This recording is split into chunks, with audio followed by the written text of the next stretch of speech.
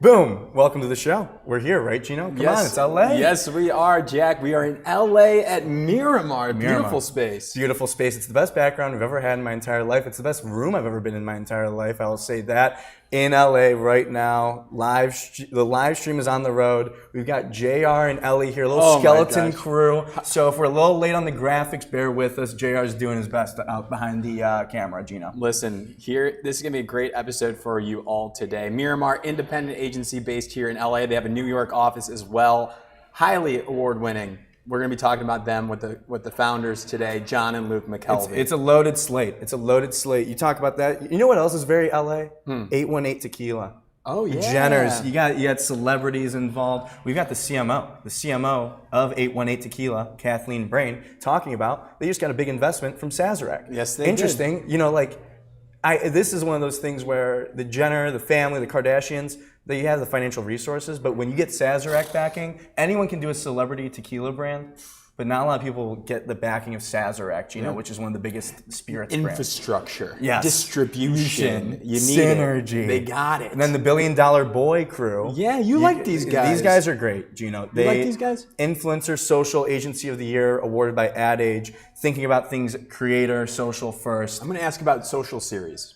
Yeah, we can ask about social That's series. all I really know. They're like in with creators. It's interesting because they're kind of like in some respects influencer marketing. In other respects, they're doing the executions. So I think I would like to sort that out with them, where they fit into the brand advertising scene. And that's the show. I mean, Luke and John McKelvey are going to join us right here and talk about this mothership that they've built. It is a beautiful mothership. Shall we get into today's top story? Gino, what do you got? Okay, this is a fun one. It's not that fun, but like we can have some fun with it. You know what I'm saying here? Let's do it. Okay, so Wall Street Journal reports that High Touch raises $150 million and hits a $2.75 billion valuation investment from Goldman Sachs, Bain, and the Trade Desk AI marketing startup, Jack. Yeah, I mean, you talk about if you want to scroll down, this duo here is the future. Look at this duo. Look at this duo. The all black. The all black. I was going to say they're trying to tap into the creative director look. For sure. This is the creative director folded, duo. Gives power. The only thing I would ask is let's lose those smiles, guys. Yeah. Let's lose those Nothing smiles. to smile. Well, they just got a big payday. They did get a big investment. It speaks to a larger story around AI marketing. Gino, you wonder about where does it fit in? Where does it go? To be valued already at $2.75 billion. Yeah. And it's something that I've never heard of before. So what do these guys do? Let's try to piece this together here. It's AI tools that they're doing. Allegedly, well, there's a big bet on this, that they have this AI that can be trained on the client's existing communications and then create ads from it, messaging from it as well. Yeah, they kind of acknowledge the fact that most AI creative is slopolopagus, and they're saying that because of the way that their AI models are trained on past brand communications, the things that the brand has done in the past, that will allegedly help them to create better creative, which to me feels backwards. To me feels like the whole point of creating something that's good is because it's new and it doesn't take from what you've done previously. Right. Otherwise, you're just creating the average of everything that you've made prior. Right. And this is the classic bear case for AI in general, is that it doesn't actually create anything new. It creates aggregation of things that have already existed. Okay, well, I'll play a little devil's advocate. Let's do it. I think it's worth discussing. There's benefit there that it's trained on the existing stuff. If you like your existing stuff and you just need to do a new web page or new quick asset, build something really quickly to expand on what you already have, there's some nice benefits there. In the lower to middle funnel, you can create more. It's all performance marketing. It feels very much low funnel. Meta ads, things you see when you're swiping through your Instagram story that are just images, or just re-slotting in other creative into other locations. But I don't think that this is necessarily new to me, and I think that we've gotten to the point now, based on what I was saying earlier, where I don't think that they're going for the top of funnel. I don't think they're going for they're going to try and make commercials with this or make that's like a long Miramar. form. That's like a Miramar. That's you got to bring in a Miramar when you want something That's innovative, top of funnel, big moment, high stakes, a lot of pressure here. Brand wants to do something big time. You got to bring in some sort of creative This is agency. what worries me. This is what worries me when we get to these discussions and like using AI. Is it AI for the marketing and creative function? Are you doing this because it's going to be better, or are you doing this because it's going to be cheaper and faster? And this is like the crux of the entire AI debate and how it fits in, especially when it comes to marketing. It's like, are you looking for are you just trying to do more of the same, or do you want to do new things and like use it to move things forward? Because I think that AI has a place for that second part. I think AI has a very good place for helping to create better and create bigger and create more impact. But it depends on where you slot it in. And for me, it's better served right now in the creative process and the marketing process for the beginning stages. Yeah. For like the like data, the analysis, customer segmentation, all those things. Not as much when it comes to big time impact, creative, crazy shit. I'm thinking here, if I'm a creative agency executive, a CEO, CSO, CCO, put on the hat. An independent or a big agency that's creative, whatever it is, you focus on above the line work here, I might actually start to get excited about this. Okay. Because then my agency won't have to worry about the lower, like the performance stuff. Like I want the brands to kind of take that off, and then when they're looking for the shop, then they come to me. 100%. I don't want my folks at my agency worrying about like banner ads and stuff like that. Yeah, and we'll talk about it. Also, I love that our ticker at the bottom is just lorem ipsum, lorem ipsum, lorem ipsum, lorem ipsum. I feel like that kind of is like a good joke though, for like the copywriters and the art directors. Yeah. I want to give a quick shout out Hartkey Ran J, who said, "Who's got the over under for Australian accent jokes on Polymarket?" Which has inspired me now to make more Australian jokes on Polymarket. Yeah. Oh, good day, mate. Good day, mate. Thoughts on this AI marketing. John and Luke McKelvey are, of course, from They're gonna get you Australia. in a headlock, brother. Yeah, we might get into a tussle here. Can you imagine like the mic doing like the ASMR? You just fought two ad executives. Yeah, I mean, brothers fight sometimes. So. Brothers fight. That's a good question for them when they come on. Like, do they fight? Oh, for sure. Because people ask us all the time, do we fight? For sure. Physically, all the time. Yep. Anything else from that? I just think the main takeaway is big thing for the people, you know. Yeah. No, nothing else to add here. The Trade Desk involvement too is interesting to me. I don't know what that means, why Trade Desk is getting involved. Future ad tech integrations, I'm not exactly sure, but there's people smarter out there. I think when you're at that size, that company, you can take bets like this. Mm-hmm. I mean, I'm sure this is a big bet, but I think the Trade Desk especially, we talk about it all the time, like how do they fit into the new era of marketing? Mm-hmm. And I think a big part of it might be getting in with more of like the AI side, getting in with more of like where they can service, because they have a lot of capabilities just based on, you know, their connections, what they've been able to do. It's just like, how do you pivot to make it make sense for the modern day? Mm-hmm. Gino? Mm-hmm.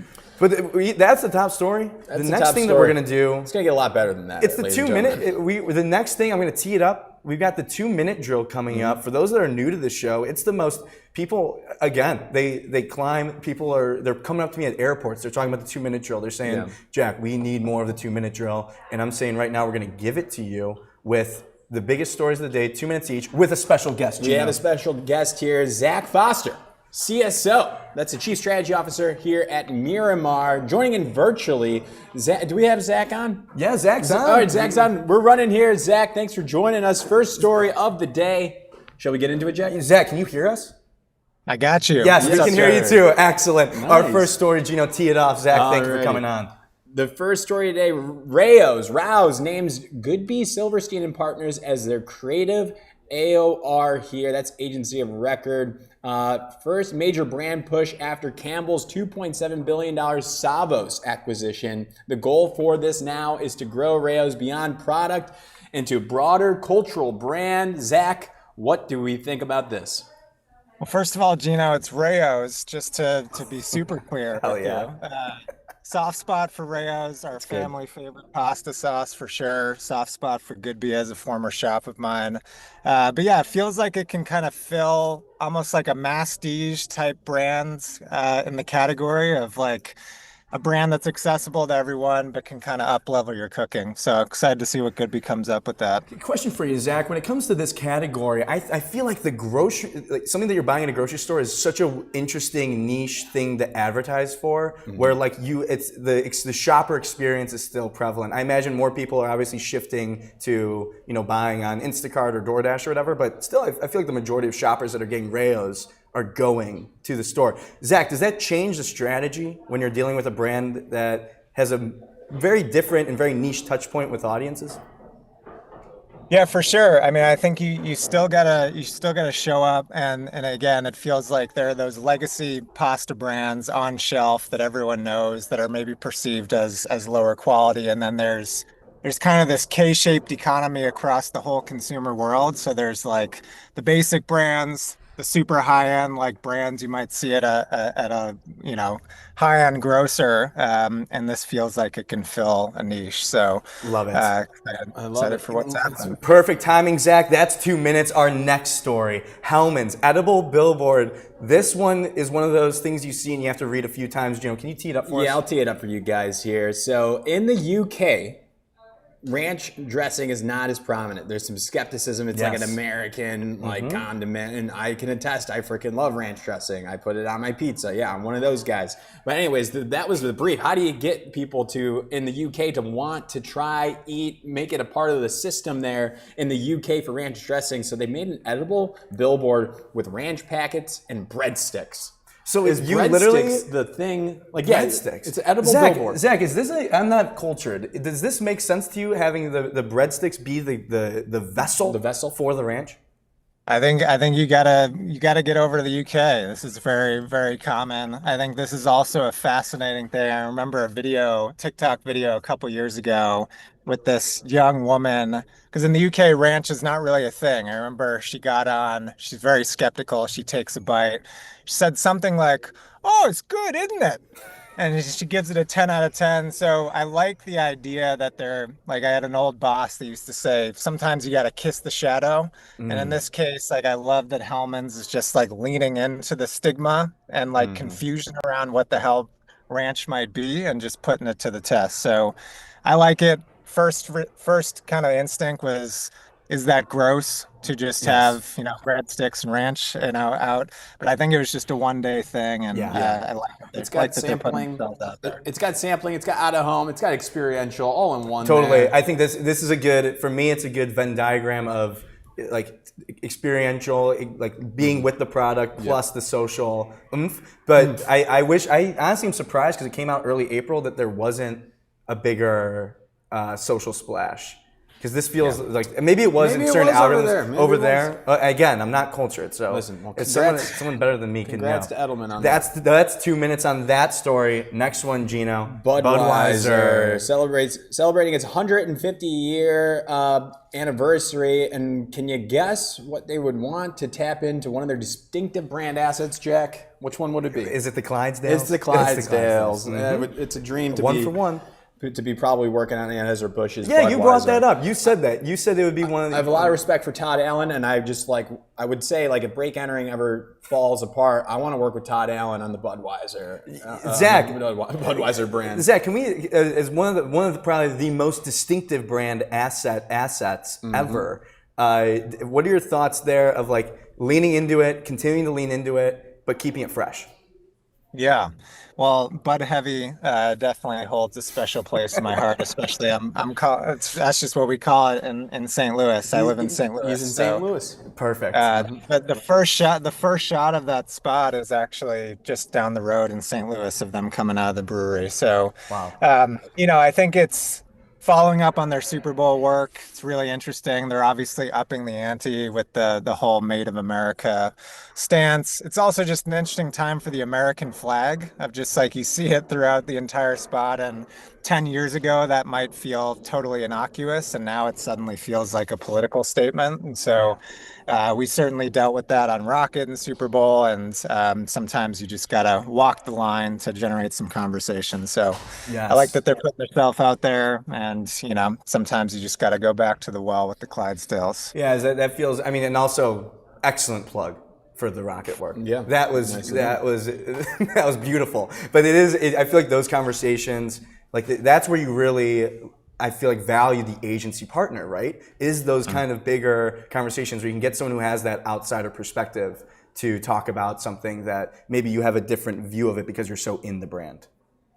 Yeah, that's great. 2 minutes is up right there. Last one, Gino, hit us with it. Last story on here. Omnicom merges, 180 and adam&eveDDB New York into Lola USA. Did I get that correct, Jack? Yeah. So listen, Omnicom, obviously, there was the story of last year, the merger, Omnicom IPG. We saw a lot of agency brands sunsetted here, and recently now we're seeing some additional sunsetting. So sunsetting 180 and adam&eveDDB New York, launching Lola USA, one consolidated agency brand. What do we think about this, gentlemen? Zach, my question for you, Lola is it's more known internationally, right? Outside the US. Can you do you have an understanding of the agency and maybe the perception or how people think about Lola, and now the fact that they're bringing the brand stateside? I don't know a ton about Lola. Okay. I definitely have a perception that they're a much more proven commodity and known name overseas. Obviously this comes on the heels of MullenLowe and FCB and DDB getting folded in, and obviously you just hope that there's not a whole lot of job loss, because those are, when I think of 180, you think of those iconic Adidas campaigns, and there's been a lot of good work from a lot of good people. So hopeful that it doesn't rock the boat too much, but interested to see what happens. Yeah, it's such an interesting time because of the structuring, the restructuring, and for an agency, Zach, like Miramar, I mean, you spent time at holding companies and now, or holding company agencies, and now at the independent side. Any quick thoughts about that? Your experience comparing both of those? Yeah, I think it's such an interesting time, and you're so right. And there are lots of different models emerging. I mean, I love the fact that there's this amazing sea of contractors out in the world that are kind of forming their own alliances that independents can kind of tap into on demand as well. And so I think, lots of different models of just giving clients everything they need and nothing that they don't. That's not always easy for the big holdcos. So they're trying to find their footing, and I think it's a good time to be an independent right now. 100%. There you go, Zach. That's fantastic. Nicely done, That's Zach. a 2-minute drill, Zach. What'd you think? Was it as painful as you expected? It went fast. I feel like you handpicked those brands. All those brands pull at my heartstrings. Bud Heavy and Rayo's. At the same, Rayo's and Bud Heavy at the same time, of course. Those, I feel like those go together. Those a great night. I do have serious FOMO of you guys in the Miramar offices and not being with you. So hope you guys have an awesome day. Anything you want us, because we're about to bring on John and Luke. Is there anything you want us to ask them, or message you want us to give to them? Are they brothers? We will ask. We can ask that. We won't let them know that you asked, though. Yeah. Do they also live in a 2-bedroom apartment together? Well, we would be sharing similar stories. Gino and I, 2-bedroom apartment. Would it be? Maybe we could get a 4-bed or 2-bedroom double bunk bed situation. I like that. I like where you're going. Zach, thank you so much for joining the show. That was a 2-minute drill with Zach Foster, Chief Strategy Officer at Miramar. Absolute legend. He is a legend. It's hard to step in He did a good job. to the Thunderdome and have some concise takes. He did. And be able to form a thought in the 2-minute drill when you're doing it for the first time. He's a pro. So I just know there's everyone, the standing ovations I can hear all the way from New York about the 2-minute drill. People love it. People love the 2-minute drill. It's not easy to get on the your stories featured on the 2-minute drill. It's the best of the best here. Yes, it absolutely is. Speaking of best of the best, okay, I got some stats for you, Jack. I did some homework, okay? All right, Small Agency of the Year, Ad Week. Small Agency of the Year by Ad Age. Breakthrough Agency of the Year by Ad Week last year. Their biggest client, their CMO at Rocket, Jonathan Mildenhall, was just CMO of the Year by Ad Age. They got a lion for Rocket last year, and Cannes named this agency Entertainment Agency of the Year back in 2022. Rocket, Beats, Priceline, Mondo Brands, Jack. This is all. Can you guess the agency I'm talking about? Hit me with it. It's Miramar. Miramar. ladies and gentlemen. Whew, that is quite the accolade list. And the brothers are in the building. I feel like if we just scream, they could just come down and just join us. But if John and Luke are anywhere here, please join the show. We can keep the hype train rolling. Yeah. But you got these brothers have built something here that is really special. And Yes, you they show have. up in LA, and we're going to talk about it. But they've done some breakthrough, big time work. They're known a lot for the Super Bowl ads, Gino. Rocket 2 years in a row. If people remember this past year, Poppi. yeah, Poppi, Gotcha. Super Bowl. Yep. 2 in the same year. That's got to be a lot for the agency. But the big thing for me, the Rocket Lady Gaga ad from this past Super Bowl is emotional. It's emotional. a beautiful day in the neighborhood. Speaking of, here they come. They're coming down the line. There they are. Well, here we go. John is with us. John, how's it going, sir? Welcome to the show. Good to have you inside So, gentlemen. you just Thank you gotta for having clip us, it. gentlemen. Thank you. Luke, thanks so much for joining the show. Coming to California, Chance. Of course. You're making our Los Angeles Hollywood dreams come true, right here. Nice. And I feel like it's very Hollywood. It's very LA here. But A few miles from Hollywood, but yes. it's a pleasure. How is everything going? You woke up this morning. You see the sunshine. It's LA. It's a little far from Australia, but how are we feeling? I'm feeling great. We love having you all in here. It's a pleasure to host you. Feeling good. Vibes are high. The whole agency's excited for you guys to be here today. And the weather turned on for you. And yeah, we're excited to have you here. Thank you. We just heard the beautiful voice of Zach Foster as well. He did a great How did that job. go? He did a good job. He was great. We were talking about it. It's tough, that 2-minute drill. Like, you got to be concise. Bang. You got to just knock it out. He was strategic. He's good at that. Some would say. He's a twin turbo V8 brain, that guy. He wanted us to ask if you guys are brothers. That was his one request. And We did get asked that last night. We met an amazing guy last night, had an impromptu conversation, and then like probably an hour in, he said, "How do you guys know each other?" I was like, massive coincidence. That's a long story. Yeah. But Gino, kick us off. I want to get into it. So Miramar Independent Agency, I just rattled off like a good amount of amazing awards for you all. But really, we're here. We want to understand what it's like to work here. What are the expectations? So really, my first question to you both is, what do brands come to you for? What do you crush? And then also, what do you say no to? Like, we won't work on this. Good question. I think every. Yes. Excuse me, guys. So far, so good. I think every project, has its specifics, but I think the unifying thing would be brands really come to us for their most important moments, right? Like, and that's incredible privilege to be in the pocket of that, but it's like, it often comes with, this is an extremely important thing we're doing. This is the biggest thing we've done. It might involve, a new product launch or a brand restage or a Super Bowl or moments that have, a lot of organizational importance and momentum to them. And there's so many good things about that. The privilege of sitting in the pocket with the most important things a brand's going to do and being a good partner. And we take that responsibility very, very highly. But it also often is bigger than just the execution of ads, right? If it's a transformational moment or a moment that they've been building up to, it could involve the launch of a new version of their customer experience or of their app, of the thing they're putting their biggest bet on and putting their money into. So it's kind of, they're kind of unified by being these crucial year-defining moments that they want an intimate partner that can, help them deliver, and spanning talent partnerships, all the things that we kind of do are often tangled up in those asks. Yeah, and I'll just add to that. I think brands have such incredible talent these days inside their four walls, and I think that's been a big shift. So many great talent have gone inside of brands. They can do so much themselves to a high level, but those big moments that John's talking about, they're really the moments you need that sort of external objectivity and a real specialized partner. That's the type of sort of skills. Doesn't really make sense for brands to just have in-house waiting for those big moments. So we sit in a pocket that I think is really helpful, because we can come in, still founder-led, still a very senior team, and work directly with CEOs, CMOs, brand leaders to have those transformational moments.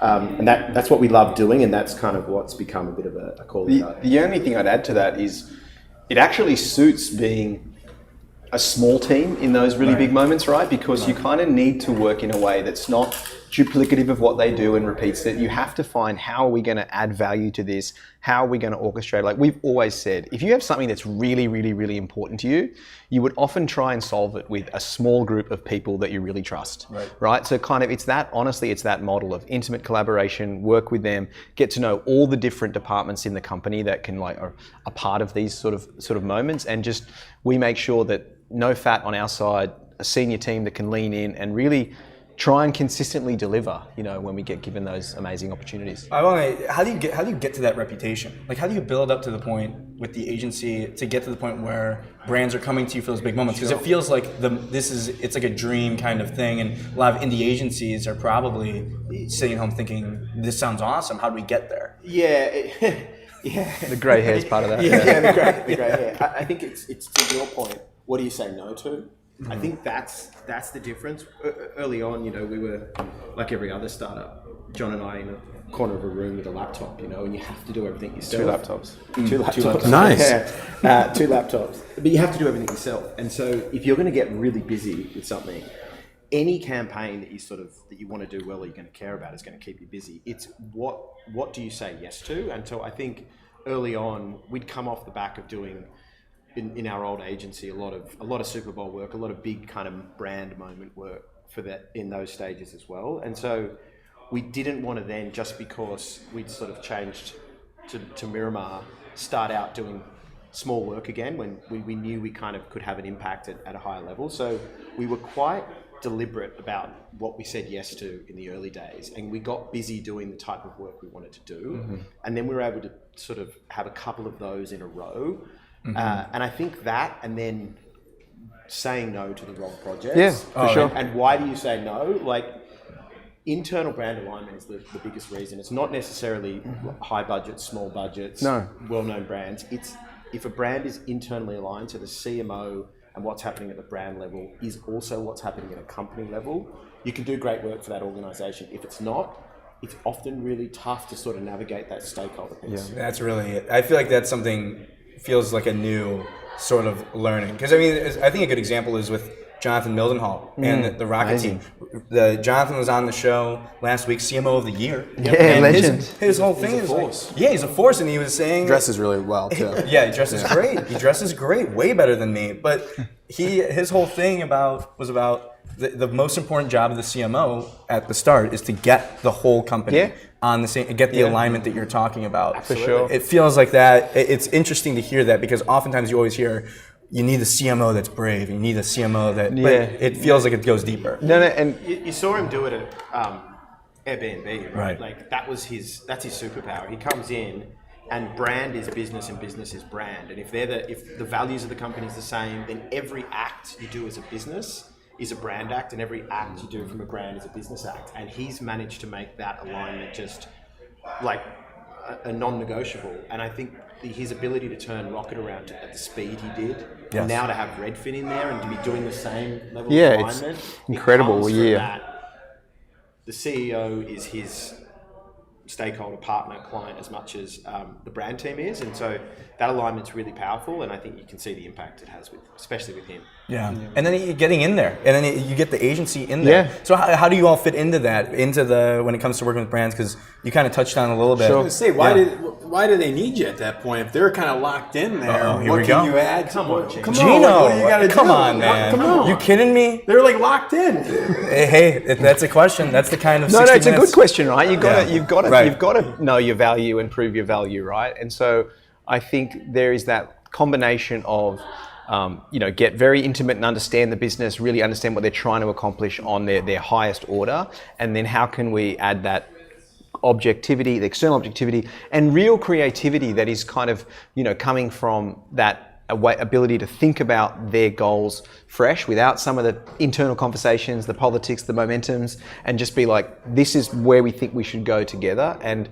I think when you're trusted like that, and you get access like that, and Jonathan, Peter, the whole team, when they tell you what they want at a very high standard, but never tell you how to do it, that comes to us. So I feel like that responsibility then sort of manifests itself with big work that's simple, because we're able to sort of show up as our best for those guys. And I know you guys had a great conversation with the wonderful David Droga last week. Yeah. And he had Legend some, too. he had some insights and I think a lot of that's been infused into Miramar through John's experience as well. But what organisation isn't better with great creativity running through it, right? There's no bigger multiplier. If we all have access to the same talent partnerships, media opportunities, what is the thing that's a multiplier? And creativity and the quality of that creativity is the multiplier. And so that's where I think you get the most value from agencies. The creativity you can put across your business, if you get it right, is incredibly powerful. Yeah, it seems like that's like the perfect scenario where it's like you're getting those moments, those big moments handed to you all, which is a lot of work and maybe less moments, right? Like you're focusing on the big thing here. The brand's aligned. They're all aligned with the stakeholders, the CEOs, and they bring you in those big moments that you guys talked about at the beginning. It makes a lot of sense to me. Yeah, and Dream outcome. they're the dream outcomes, because there is a lot of brands that with wonderful partners that have the ambition for that, and they But that's natural, right, to get through hey, the we're trying to process. get here, and we say, great, we want to help you get there if we're aligned in kind of ambition and the type of work we want to do. So it's not always that perfect. I think Jonathan and Rocket is a really great example, but we have lots of great partnerships we do, for sure. where that intention and ambition is there, and we do good work.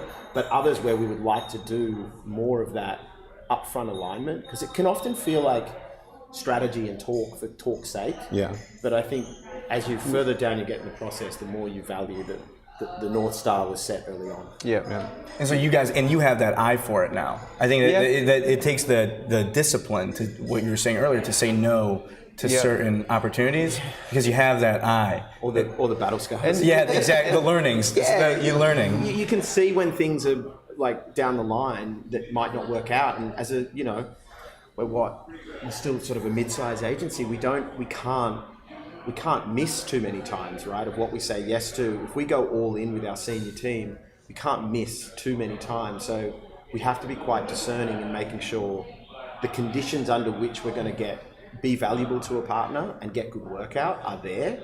And that's really what we're looking for when we kind of start off new business conversations. Yeah, it's amazing. Yeah. I think the work itself too feels like, even just comparing in the Super Bowl, the Rocket work with the Poppi Super Bowl ad that you all did couldn't be more different. But of course they had to be, as two very different objectives. But I guess that's interesting to me, to see a very different flavor from an agency that's smaller. Because you could see how that would make, you could see a different flavor at a massive agency where it's different teams. Of course, they have different hundreds of people, different teams. But how do you, knowing that you're a smaller, leaner team, balancing that and knowing how to create for different clients that it can all look very different? I think we've been given a really beautiful, memorable compliment from brands of like just how much Miramar listens, and I think we try very hard to really understand what they're trying to accomplish, the tone, the soul of the brand, like really try and understand what makes that thing distinctive. And then as a company, we want to have real tonal range. Like, I think that's such a thing to admire, people that have range in themselves and range as a company. So we're trying to do things that feel different as long as they're true for those individual kind of brands. So there's a process to doing something right for that. Like, there's agencies that I admire a lot, and that you can almost see from the first second, you almost know who did it, because the tone's them, it's not the brand. And the ad sickos. And I love that, yeah. and there's no diss on that, sure. But it's more, I think our version of that is to like, how do we be extremely true to what Rocket's trying to accomplish, or Beats, or Poppi, and then that naturally should feel just as different as those brands are in the world. Yeah, and the pithy way of saying, is audience first. If you're, who are you speaking to, and where do they exist, and what are they interested in? And then if that sets the tone, we think even our TV work or our big work is actually social, because it's audience first. Right. Where are they living? How do we reach them? And then you sort of work back from there. And I think that really helps with setting the tone and making sure the tone's coming back at us, not a sort of agency forced agenda. Yeah, it feels very Drogian. It's a new word, Drogian. I'll take it. Where I'll take it. I believe it was the Droganator that told us he's thinking about the emotion first that he wants. Like audience first, same kind of idea. Thinking about the emotion and then working backwards. And that's where you get to. Because he's someone, Jurentkuff has the work span. I mean, even your top 3 drug ads are so love that. very different. That's really true. Do you think it's an Australian thing? That he's talented. No, he's what an incredible career and accomplishment. Yeah, but that's true. It's the emotion you're trying to accomplish. I think we track with that, and also just how are you being additive to culture, right? Honestly, how are you adding to this? Like what's something that's true that's going on that you can credibly be part of, where the shared values of the brand, of what the audience cares about, and potentially the talent you're going to bring in to amplify it. How do you find that sort of unifying belief system right there that then it just feels right, it feels true? And so that's something we work very hard to on the upfront so the work can be simple. Love it. I got a pretty hard question here. Please. That's a big question here. So this is it. Did I refer to them as the Coen brothers of advertising? Yes. Again, I'll take it. Legends. And like that's what I want to talk about is we just saw the Hall of Fame achievement speeches from the AAF. Just incredible talent getting up on stage, reflecting about their career. Some of them not finished yet. But I want to ask you two. At the end of your careers, I guess, what is the legacy you both want to leave behind in the ad industry?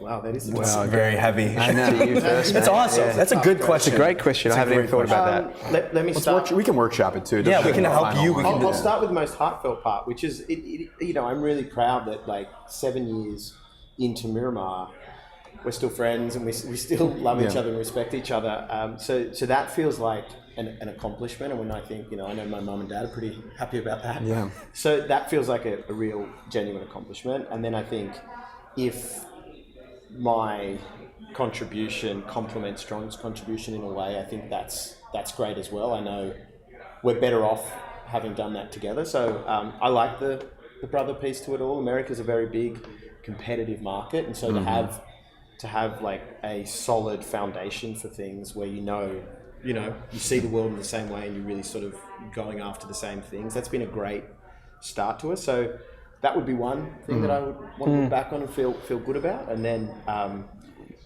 we have an internal kind of belief and philosophy that sort of penetrates everything at Miramar, which is make it worth it. I think that's the North Star for us. Of did we make work that was worth it? Did we have relationships that was worth it? Did we build an agency and a company and a culture that was worth it to us and the team that we bring along? So that's probably the barometer. I love that. And I guess it is a good question. The two main things that I think about that are part of one big hope is that there's not just meaning found at the end of it all. It's not something you don't want to do and you're enduring and you're in it forever and then you think the pot of gold at the end, I'm going to be happy when I hit that. I really want to be conscious and grateful that the journey itself was meaningful, satisfying, happy, and I loved my life. And so far, it's been a really enjoyable thing doing it. So I'd like the legacy to be that when I put so much into this,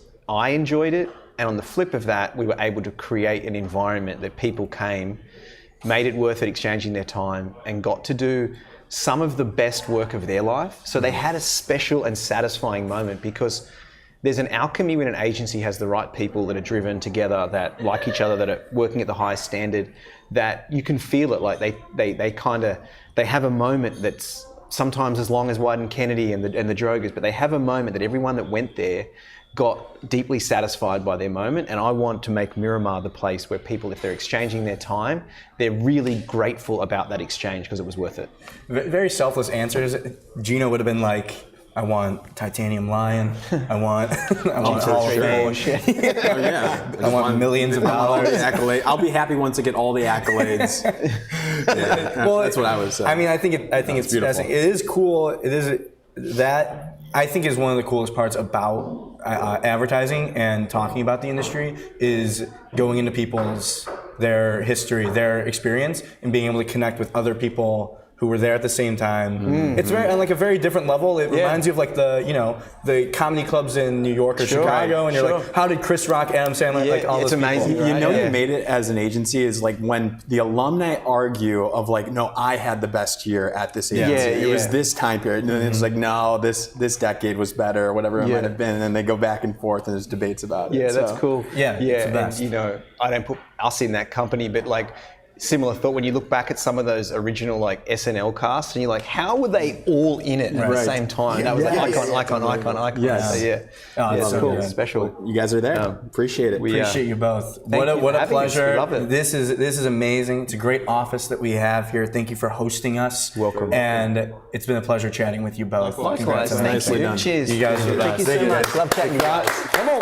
Come on. Always a pleasure. The Coen brothers of advertising. The Coen brothers. The Coen brothers have walked to a different part of the building. I was going to say they have left the building, but they have walked to a different part of the building. Gino, How'd you like my big question at the end there? it was a big question. When you let in, I didn't know if you were going to say a big question in the sense that it was going to be like a hard, like a poking prod. I poke a little bit. You got to poke a little bit. Yeah, poke a little bit if you be- want to get there. And you got that, you got the trust. these are my guys. Yeah, those are.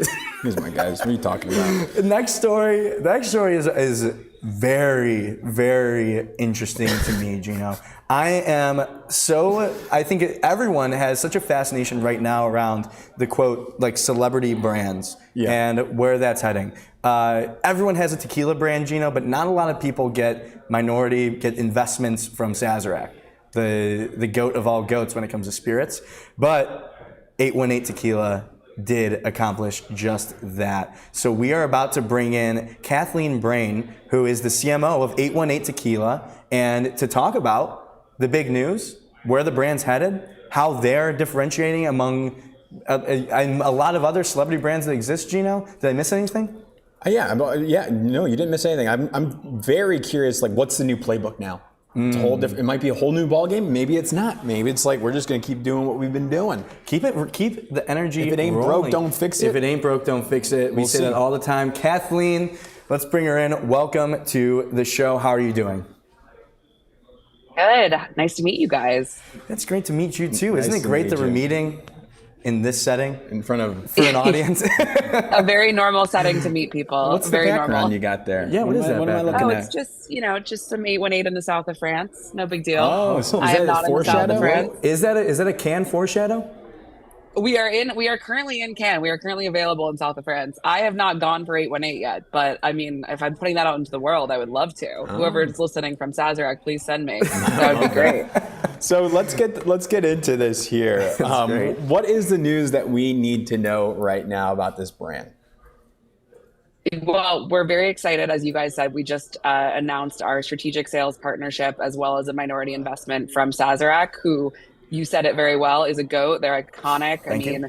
Buzzballs, Fireball, Buffalo Trace, just a lot of really iconic brands. They're known for He loves Fireball. supercharging brands. You love Fireball? We That's both great. love Fireball. I do love yeah. fire. I think it's a great way to start the night. I think It is a great, it's been around. I'm much older than you guys, but it's been around since I was starting the night with things like Fireball. So I think it's outlasted a lot a other, like Yes. Goldschlager was in when I was young. Goldschlager. super So, bad. Kathleen, are you a super bad fan? I mean, I'm an older millennial, so of course. Of course. I am. Yeah. A bottle of Goldschlager vodka? Goldschlager, yeah, exactly. Goldschlager was in. We had like cupcake vodkas, like we were Yes. drinking UV Blue. the crappiest stuff. UV Blue, oh my God, UV cupcake. There were so many, Oh my God. so many delicious sweet things on our table. Wait, sorry, we cut you off. Wait, this is so- a passion so- point of ours. This is You guys were so passionate about Superbad that you cut I me know. off. I'm sorry. I'm sorry. But it's a big moment, obviously, for the brand. What is at the brand level? Everyone involved, Kendall herself. What does this mean for the brand? Thinking about moving forward and where you want to show up. Yeah, I mean, so we've had, as with celebrity brands, right? There's always like ones that work and ones that don't. We have been lucky enough to be one that's worked. We've had 3 years of double-digit volume growth from 23 till now, which is in a category that's pretty much at this point flat or declining for tequila. And then alcohol overall is obviously a category that's struggled over the past couple of years. So we've done all of this with a very small and mighty team. And we're so excited to be able to tap into the Sazerac sales network. Their team is, 14x our size, if not more. And so just having that network of people who are known for supercharging culturally relevant brands like Fireball, like Buzzballs is so exciting. So we're looking forward to the growth potential that they see in us and the velocity that we can see from that partnership. Well, I think that's interesting for this moment because you think about the growth that you've had, but then the self-awareness to say we've been able to get where we're at right now with our, with everything that we're doing. But is it kind of like to get to that next level, the ambition, it kind of having those resources, having that supercharging capability, that's kind of what led you to believe now is, I don't want you to speak for everyone, but kind of the strategy? That you nailed it. Okay. You nailed it. Yeah. I mean, alcohol is a ground game. There's really no other way to put it. You can't sell direct to consumer for spirits in the US. So you can't just have this like performance marketing engine that you control all by yourself. You need boots on the street, people on the street. And at a certain level as a small player, you hit a ceiling. Like we can't have a team the size of a Sazerac with only one brand. So it's really exciting to be able to tap into that and to use that opportunity to grow. So can you talk to me about the brand right now? Like, how is it positioned? Who are you targeting? Like, what's the communication line that you guys go to?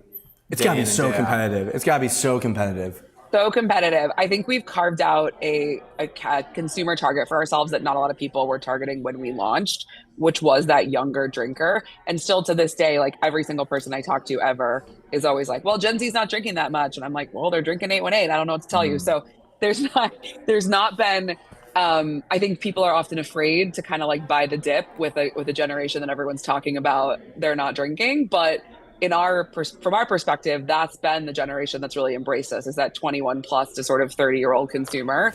And so that's who we're talking to primarily. We are really excited as well about hitting, we call them our hostess Heathers. It's like the me's, the like, almost 40, 45-year-old older millennials as well. We've seen a lot of success with them, specifically through channels like grocery. So excited with Sazerac to be able to expand that as well, because we think there's runway there too. But we're really talking to, a younger consumer. And I think people are afraid to say that these days, but we've been able to see that be successful for us. When it comes to that, it probably depends on my audience, but to you, how much weight in terms of importance when it comes to like building the brand? I'm sure it's a mixture of all these things, but I want to understand when it comes to building a spirits brand, how much is it? Is the label, the name, the strategy, the like channels? It just feels like it's its own interesting world because people make decisions at the liquor store and they just choose one.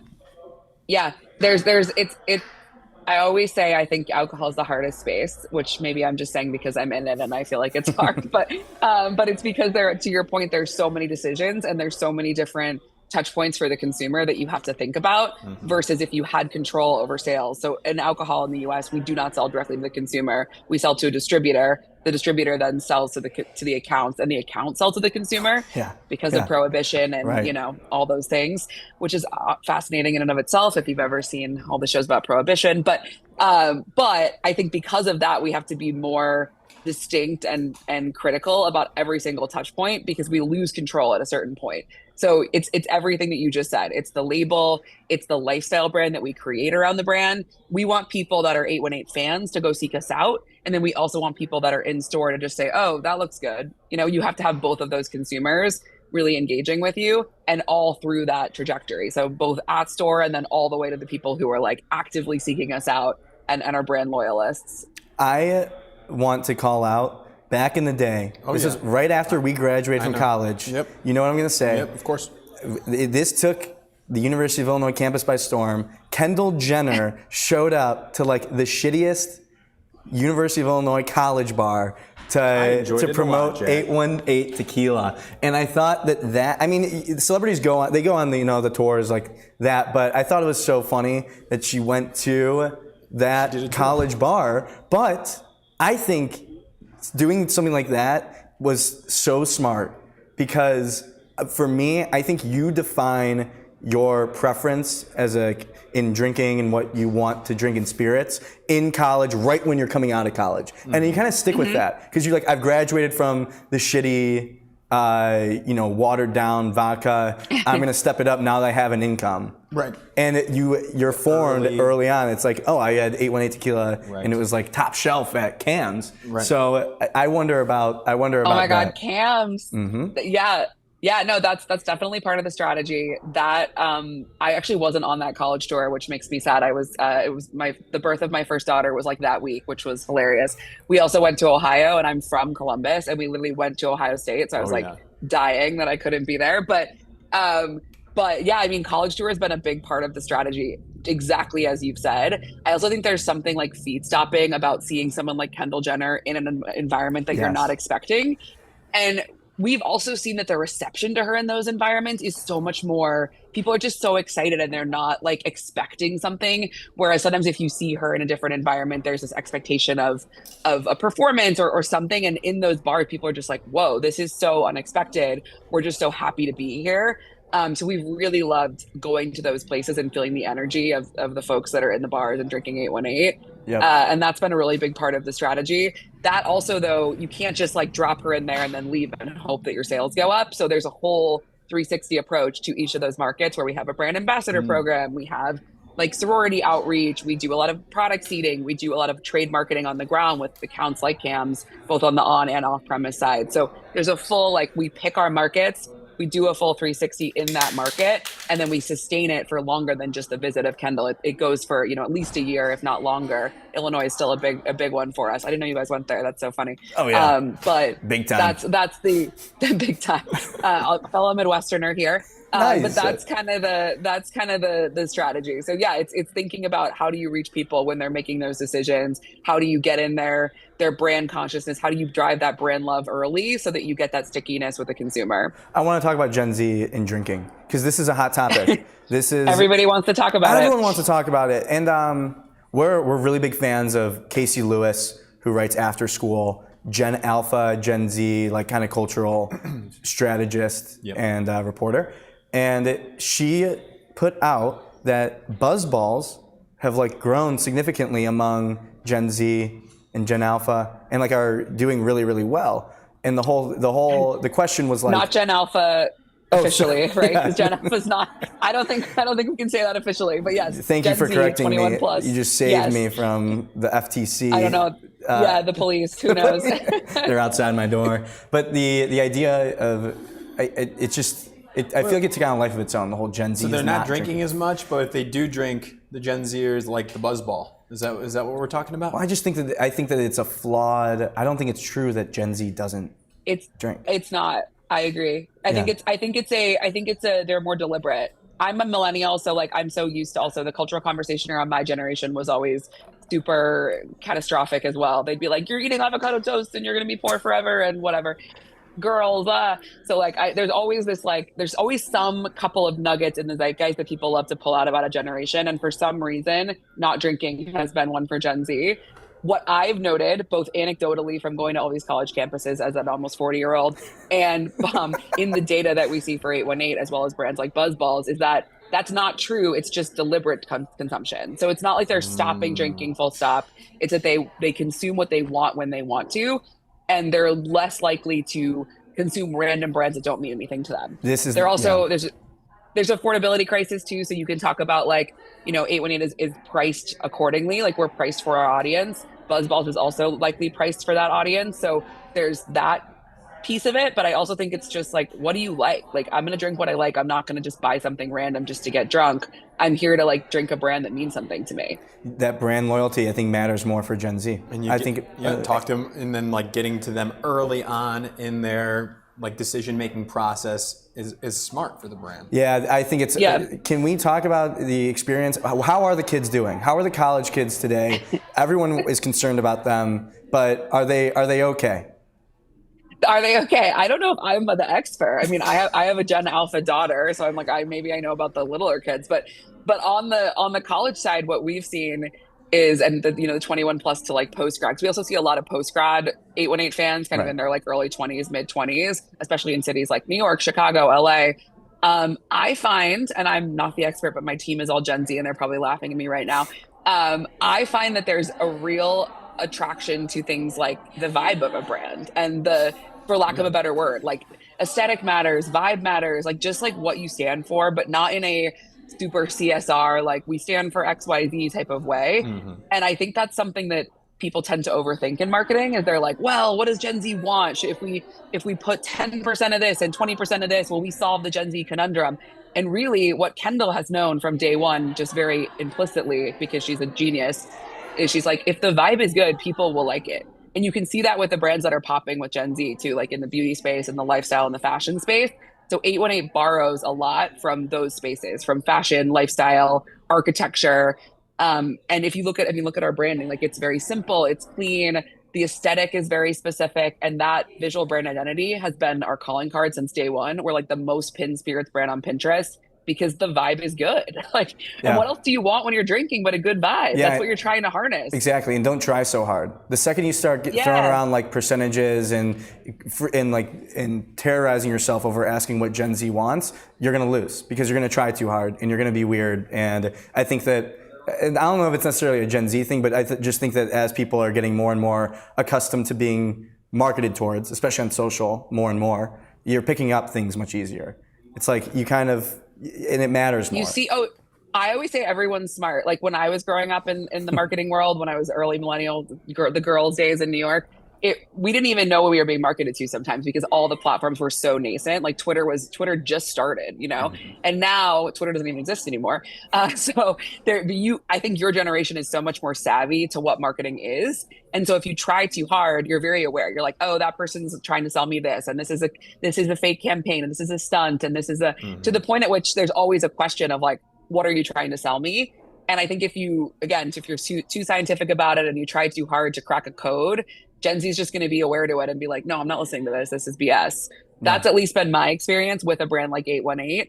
And you never want to be like the chuggy Hello Fellow Kids brand too. So that's like the death knell, right? You don't want to be terrible. Uncool. No, that's the worst. Yeah. My last question is around the being tactical with leveraging the genius of Kendall Jenner, but wanting to build the brand of 818. Because I wonder about that when it's like the celebrity kind of brands. Right. Is too connected. You kind of want the brand to be famous for being the brand at a certain point, right? Like, or Kathleen, just talk to us about that dynamic. Yeah, I mean, it's a constant push-pull, right? I mean, Kendall's involved in every day, every step of the way, especially on my side with marketing and creative. She's always been really involved and really understood, as I said, like what is going to resonate with her generation, her consumer. So we love having that. I think we've tried both deliberately and when it makes sense over the past couple of years to really build out an 818 brand that's separate from her because you need that. To your point, you can't always just be dependent on the face. We try to use her strategically. She's not in a lot of our ATL. Like a lot of our ATL creative and collaborations, she's not in. She more pops up in a experiential way, like in an on the ground IRL way, which is very aligned to where alcohol, you kind of need both, right? You need like ATL campaigns, you need visuals, you need to really sell the brand love and brand story, but then you also need to be on the ground at the bars, at the liquor stores. So that's more where we actually use her.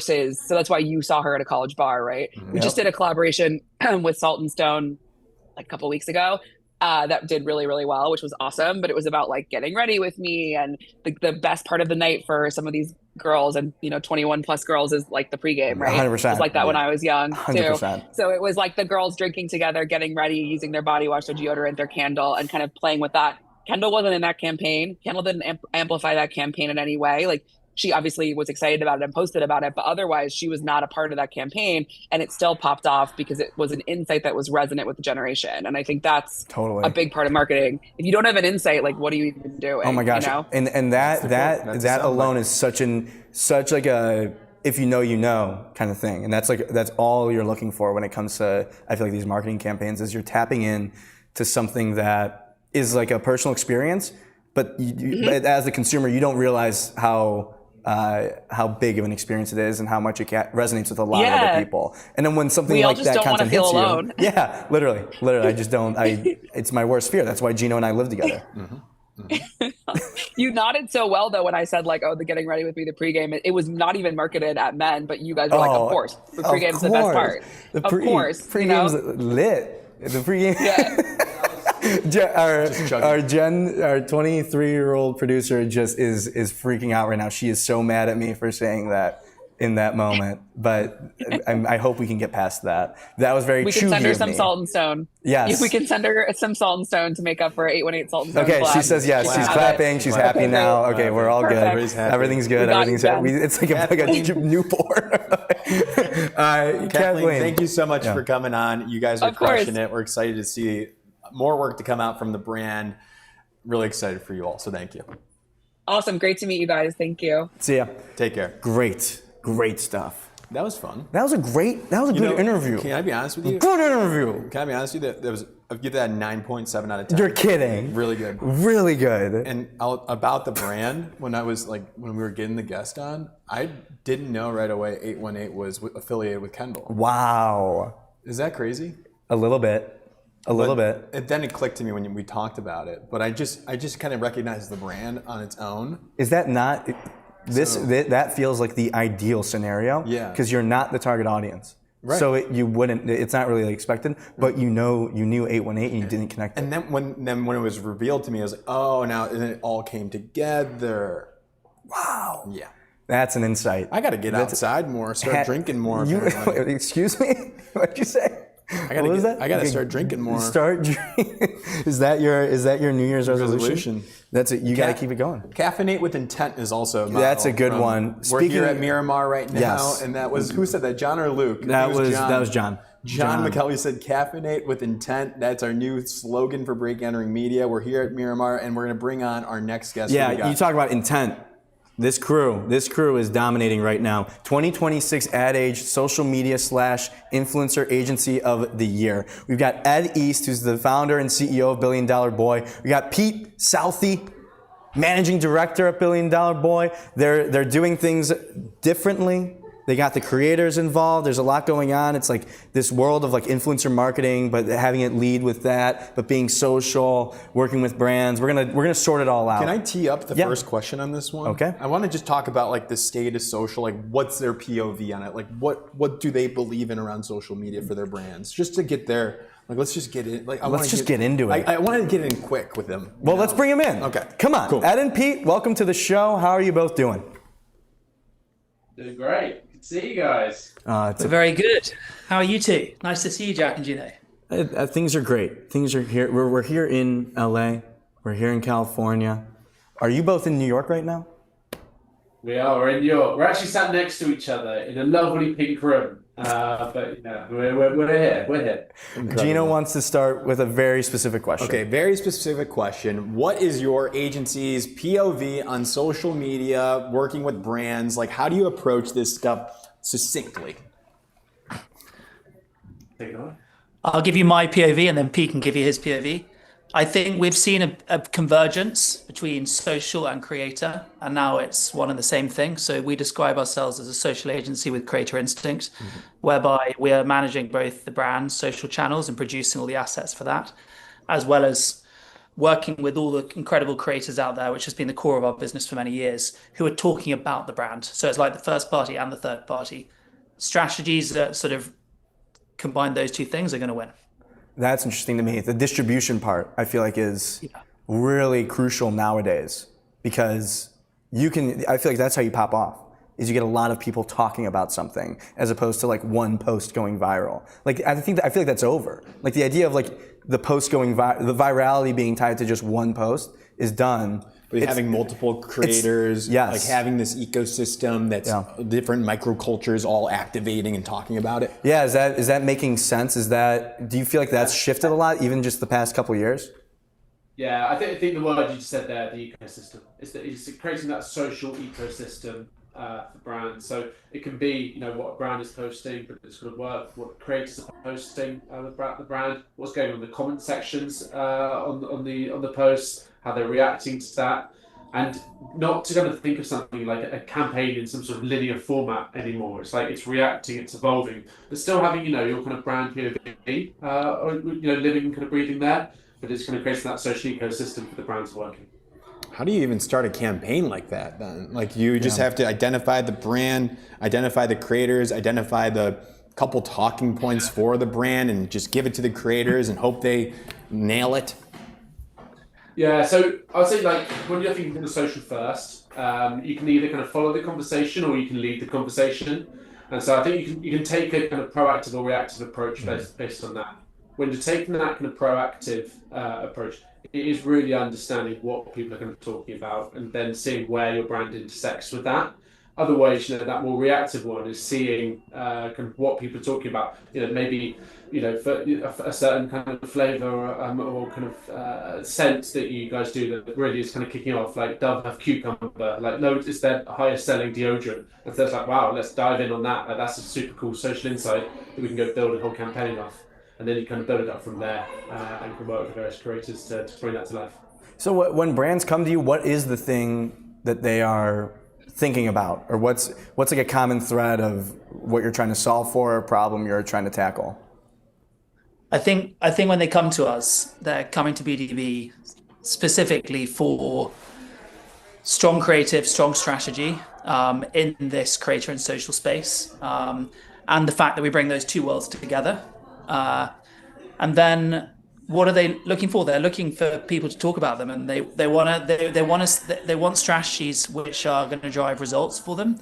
So we're trying to develop very interesting creative campaigns that will stand out among the many. And I guess this was quite an interesting thing that I heard one of our team talk about a lot about this. Is it used to be sort of one to many. You controlled one message that went out to many people. Now it's about influencing many who then talk to many. So that's our job. And when we're looking for creatives, one of the creative directors told me that when they're interviewing at a more traditional agency where you're in complete control of what the creative output is, you interview in a particular way. But at BDB, when you're looking for creative talent, you have to check whether they're happy with someone reinterpreting their creative idea, because you don't have complete control over it. It's not scripted. So we don't call them briefs, but we think of them as inspiration. That's what we're giving to the creators. And then we ask for the creators' interpretation of that and response to that. So it's much more about trying to influence the outcome or the creative outcome, essentially. Do you find that, I think brands are getting better with this, but this journey of allowing brands to kind of like relinquish total control and just saying like you can, like what you're saying is influencing the outcome, but not trying to control it with such like hard fists over it. Yeah, one of our clients put it brilliantly. When you're working with creators, brands need to put their ego at the door.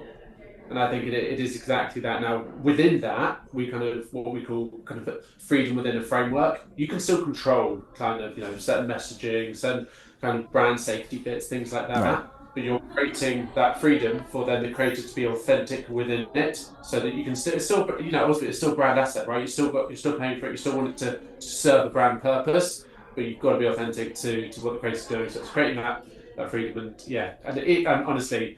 It's been a journey with brands trying to get stuff signed off. They're like, this. It's like you've got to let the creator do what it is. Otherwise, the content's just going to go like that, and it will not feel regular to it at all. So it's been a journey, and most brands are there, not all of them. Right. Gotcha. Absolutely. So we're talking about this. The theories are fantastic, but let's talk about how this was applied. What's like a successful recent case study that comes top of mind that we can just talk about the high level, how it worked? Sure. I think Pete could talk about Arc House would be a good example of one very successful campaign. And then if we have time, we could talk about. Pete. Yeah, just on that kind of freedom in the framework one, I just quickly talk about, I mentioned Dove a minute ago. Last year we did this amazing campaign with them called Share the First. And what that campaign was, so Dove bought the insight of 9 out of 10 women take 40 photos before they share the first. And it was fascinating and quite a kind of it's kind of scary stat. And we co-created a brief with the creator to just kind of see what that meant to them. Like and one of the creators on their phone had that is like scrolling through, and you had that same image over and over again, literally like that 40 photos. And so we created this brief And then over 14 countries, took it on different creators in every country, and it all went live in about 48, 72 hours. But it was exactly that. That brief was that freedom, that kind of freedom within that framework to say, guys, this is what we are trying to land. It felt very Dove. It's standing for very kind of strong purpose. But it was interpreted very locally, very different, but you can feel all part of the same campaign. And there's a great example of that many to many that Ed was referencing. So this is highly strategic. How easy would it be for them to be like, hey, creator, we want you to take a video of yourself going through your camera roll. Here's what you do, and then say whatever you want. Yeah. Like, how easy could it have been to just put like that? Because you're like, it's a great idea, so we should just get a bunch of people to do the same idea. When it just wouldn't work that way. I could just see it being so easy. So how would you brief Jack on this if he was a creator? What would you say to? I am first off like a real creator. You are creators. Thank you. Like a okay, well, honestly, first of all, he creates. Jack, we've got this great brief for you. Okay. But we'd ask feel authentic to you. Okay. Is that a truism for you? Like that is, for a creator to interpret that kind of brief, and again, there's so many different styles of brief, right? But this type of purpose brief, you can only use a creator that it resonates with.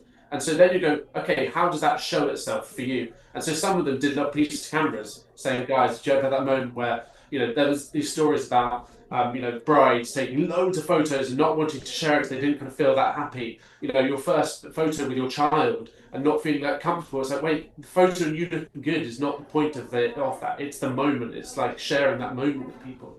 So it was talking to the creators and seeing how it resonated with them and then finding the authentic thread with it. That was the inspiration, was the scroll. The story. That's a lot of work to do that with. I don't know how many creators were used on that, but inspiring each one by one, managing that. It's like you're a creative director now for probably up to hundreds of creators, 100 creators for one campaign. How do you kind of navigate that? Yeah, so I mean, tech helps us in terms of how we can kind of make sure we're tracking where we are with everything. I think what has been fantastic about creators is, so creator and social has democratized creativity, it's democratized production, and what that has allowed is, there's a lot of very good creators who are very professional in kind of what they do. They, you're not talking to a layman kind of when you're like trying to brief them. They've done this before. They know what they're looking for. So really the briefing process, as long as you are succinct and say, guys, this is the heart of what we're trying to do. It's very important, very good kind of briefing, good mood board. I said that is something you can centralize and get ready to kind of disperse to the many. And then we've got the tech that kind of comes through. They'll upload their ideas that you can then approve. Also the brand can approve it. Then they'll do their first draft or kind of depending on the style. And so you use tech to kind of get the approval process kind of very good, and then to kind of centralize the briefing. But it's also the ability and the skill set of creators now that is just so fantastic that luckily BDB has been able to kind of work closely with and kind of the agency prof. Yeah, I mean, this is because just the stigma of like the influencer sponsored post is it's just everything was the same. Like there were so many. Get ready with me to go to the blank brand day, and you're just like, oh god, it's like and it's like exactly the opposite of what you want because you just have 100 different creators doing the same exact video. So if you were even to come across the second time you saw it, nobody wants to see it. Nobody you've already been there, done that. I guess I'm on a crusade, and if BDB can help me to get rid of the stigma of like the sponsored post. And I feel like they're getting better and better, but I'm hoping that BDB can help us just keep fighting the good fight. I want to see good content. Yep. We can definitely help you. And I think that's why people come to us is for that exact reason. And frankly, it's what gets us excited and gets interested. When the industry started, it was about that. But we've tried to move as far away from that as possible. And we've invested lots into bringing, hopefully, some of the best creators and best strategists into the team. And we learn so much from them every day. So it's trying to merge those two worlds. How do you balance that workflow, that sort of a process of working with hundreds of creators, as you brought up, and then bringing all those amazing thinking through into that ecosystem? And then my last thing is, do you have to for these big campaigns, all the approvals? This isn't like a $1 billion boy specific issue, of course, but I mean, how do you manage all that? Is that also techified? it's supported by tech, 100%. Yeah. So I mean, the tech's there. So for us to be able to approve, for brand managers to approve, sometimes you have several stakeholders needing to approve, and so tech is kind of where it is. I'd say a big on that side of it, Jack, is get brands to really understand the speed that is needed now. So you need it can't be this big hierarchical thing where like a TV ad gets signed off, right at the top. It's got to be, no, guys, who needs to sign it off? We need to set that up now. You'll then have access to this tech so you can approve it, and you basically can't be late. The system doesn't allow that lag time, so you've got to just set it up right from the off and go, right, guys, who needs to do this, and then we go. Makes sense. One interesting evolution in the space is definitely over the last 24 months, we have been producing a lot more content in collaboration with creators. So traditionally, we develop the brief, the creator concept, we give it to creators, they bring it to life, they produce the content themselves. Now, a lot more of the content and campaigns we're running for our clients, we're producing the content, but we're producing that in collaboration with creators. So the script or the thinking or the creative ideas are co-created with them. Nice. That would be your variation between, let's say, traditional creative agency goes, this is what you're going to say. Yeah. Now, actor, bring it to life. It changes like that. So that's been interesting and has really helped us push forwards in this space. And that's some of the best work I'd say we're doing now is that sort of co-production. Totally, because it's like you're getting one of the most valuable things about a creator, especially when it comes to their audience, is knowing what's going to perform well. And being able to be a part of that. It feels like obvious, but it's exciting to see the transition, to seeing like. By the two of you, I saw that post chat you put out about your Instagram engagement. Sorry, your Instagram and your LinkedIn engagement rates, and you made this perfect comment where you said you need to know your niche and you need to create value for them. And if a brand came along and said to the two of you, "Hey, this is the content we need you to create. This is exactly how you're going to do it," and unless just by chance they got it completely spot on, you'll probably go, no, that's not the way to do it. This is the way we're going to approach it. This is how we're going to land your message. This is how we're going to promote your product or your service. It's just that. You've got to get that balance right. Yeah, 100%. And you've got to get the fit map. There's a good match. Yes, 100%. It makes sense. And you just know, like, we've created enough content to kind of have a sense of, like, will this do well? Will this not do well? And you just know very early. You have an instinct for it. So it's always important to have. I feel like that's why like a BDB needs to exist, is to like help just facilitate that for brands. You're almost like crusading for creators in a sense, to make it easier for them or make them better in their performance as well. Creator crusaders. Oh, I like that. We tagging that now. That's getting trademarked, That's by nice. the way. So good luck trying to use that, because Our legal team's already on. our in-house counsel has already begun the process. Don't even try. They're a vital team. I just on your point to go around, like just kind of championing kind of great content and moving away from that kind of death ad. I'd say one of the crucial things that has always been true with advertising, but just feels so important right now, it's just got to be entertaining. Got to be entertainment. Got to think entertainment first. And we've even done some brand studies on this. We're doing a bunch of stuff with Amazon, and they were like, lower funnel, just say the brand, say the deal, click through, and all of that. And we're like, guys, we really just challenged this a little bit. So we used creators who were just much more entertaining. They were creating like little online games and stuff like this. And we did the brand lift, and the longer people watch the content, they were more likely to click through. So Amazon were like, okay, cool, sweet, that's how we're going to do it. Next campaign, we just went much more entertaining, and the results were phenomenal. So it really is, again, you've got to be entertaining on social, otherwise people will just go, no. And so again, it's just pushing that when it's needed and championing it. It's just better. Everyone's better off when things are more entertaining, and everyone wins. So it's amazing. Appreciate you both coming on. $1 Billion Boy, the crew, Social Influencer Agency of the Year from Ad Age. It's the Creator Crusaders, Gino. Come on now. You guys can have it. I was just kidding earlier. You can have it. You can have it, fine. Nicely done, guys. Thank you both so much for coming on. Take care. Yes, what are you doing? Keep it up. Thank you. Bye. The duo. Nicely Creator done. Crusader. Come on, Gino. You got to give me that one. That was hype as hell. Hype as hell. You said earlier in the show, I want to come back to it. You want to drink more. Yeah, I think so. I mean, I got to get back into culture and stuff, and I feel like socially, that's what you need to do. Think of it as like doing some social listening. Social listening. You're going out, you're meeting with people, you're hearing about what they're interested in. Get out of the apartment. If you're in-house at marketing a brand in the alcohol beverage category, which one are you doing? Fireball just hits home for me. I think I can just speak that language so well. If I'm just, yeah, it's easy. First campaign, we're doing something around getting the Fireball shooter at the liquor store on your way to the first bar that you're going to. Totally. It's like your buddy's picking up like a pack of cigarettes or something. Yeah. And it's like, why don't we toss in a couple Fireball? Like I feel like I'm at the bodega store and I'm just like, it's like picking up gum. Set the night on fire.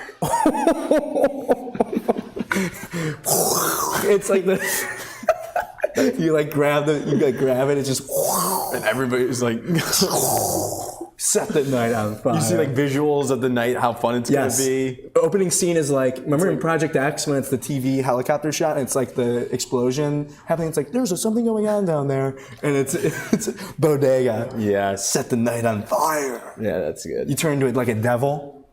That's cool too. So walk me through that campaign again. Fireball, set the night on fire. Yeah, that's set the night on fire. And then you hit Pitbull, Fireball. Doom, dun, dun, dun, dun. That's too easy. That's too easy. We do not do campaigns. Please do not. Brands do not come to us. Do not pitch to us. Stop trying to get us to do your campaigns. Yeah, oh my God. We're done. We don't do that. We just talk about our favorite campaigns. We just talk about our favorite ones. We're not creating an ad agency. Yeah, but unless you really want to work with it. Unless you're Fireball. It's so funny to hear John and Luke talk about it's all about saying no to the projects. We're like, but if anyone's interested, we should create a list of brands that we would do some work on. I could see Mischief doing something like that. These are the only brands we'll work on. Mm-hmm. And then it's there's our 5 that we would actually ideate. Yeah, isn't there something about scarcity? We will do one campaign per year, or maybe one campaign a decade. I like that. And we work on we charge them millions.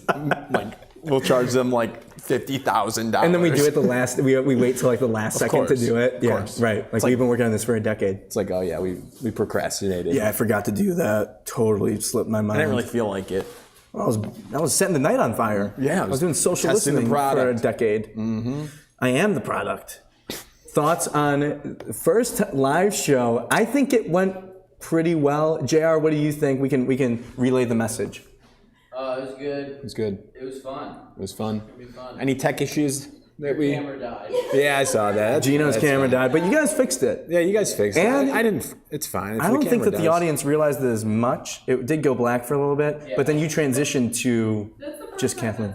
Ellie did a successful battery toss. Hey, you dropped one of them. Yeah, it just exploded on the ground there. But this is beautiful here. It's just beautiful. We're going to be here. We got some good stuff coming with the Miramar crew. I'm excited for it. And what a pleasure. What an honor for Miramar to host us. LA, making our LA dreams come true. It's beautiful. Bringing the show on the road. I'm very proud of this team. We're coming up on episode 30 of the live show, I believe, next week. Wow. 30 shows and just the growth.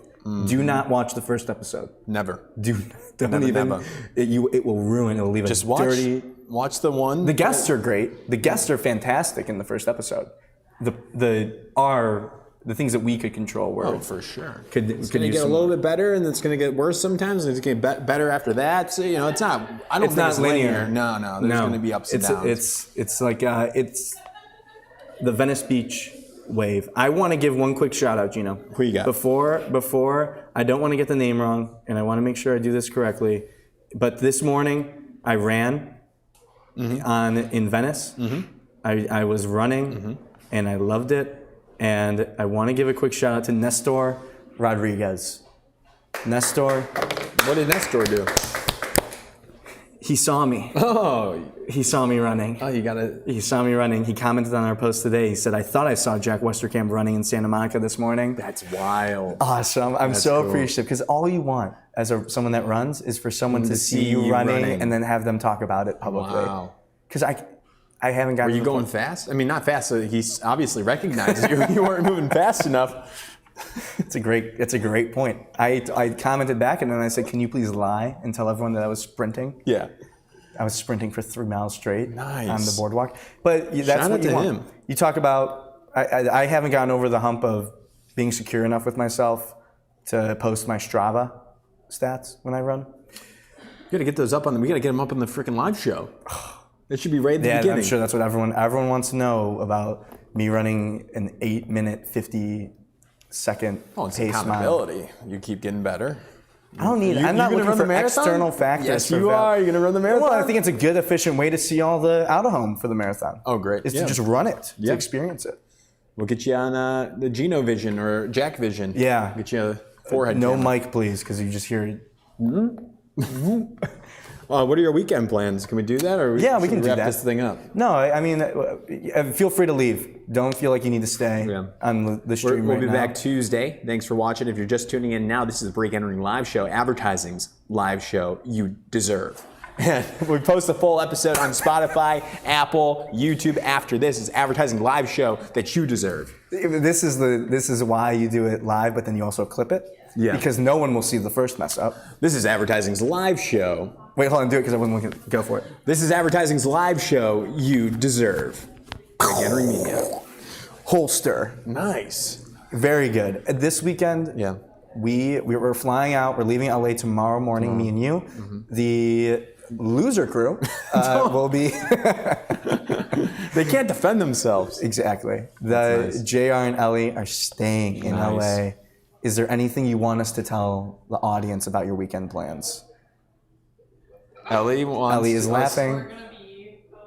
We are going to be outside. They're gonna set the night on fire. They are going to be outside. That's. You can let the city of LA know. Ellie and JR. I'm excited. I mean, We're going to be running this down. They're gonna be. they're going to be out of going town. If you're in LA and you see Ellie and JR, no, you did not. you want to buy them a drink? No, you did not. Please take care of them. Please watch over them. Yes. Please. I Have need fun, them. though, you Yeah, know, have fun. have fun. JR's first work trip ever. Nice. He's doing a good job. He's the one carrying the luggage around, which I like. I used to have to do that. Totally. And yeah, exactly. You gotta earn your keep around here. Hotel is nice. No issues. Anyone have any issues with the hotel? No. No. Spread wasn't not good. I like the spread. I like a was Greek not yogurt with a little parfait cup. If you say continental breakfast, it assumes a certain thing. Oh, what did you assume? I assume there would be Eggs? There's no eggs in that. sustenance.